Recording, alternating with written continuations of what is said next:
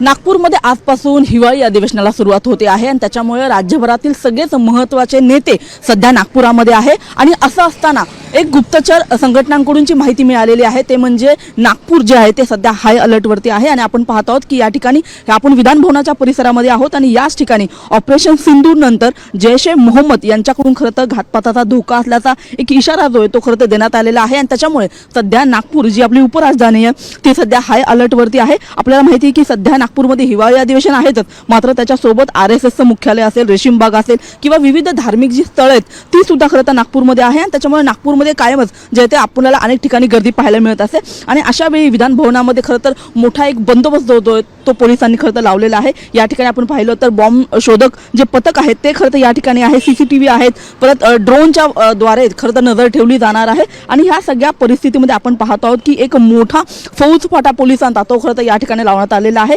वेगवेगळ्या तुकड्या ज्या आहेत त्या खरं तर नागपूरमध्ये बोलवण्यात आलेल्या आहेत आणि विविध धार्मिक स्थळं सुद्धा आहेत। आणि अशाच परिस्थितीमध्ये आपण पाहत आहोत की आता नागपूरमधली पोलीस जी यंत्रणा आहे ती सध्या अलर्ट मोडवरती आहे। मात्र जशा पद्धतीने एक धमकीचा जो एक इशारा आलेला आहे त्याच्यानंतर आता संपूर्ण यंत्रणा जी आहे ती सध्या हाय अलर्टवर असल्याचं आपल्याला पाहायला मिळत आहे।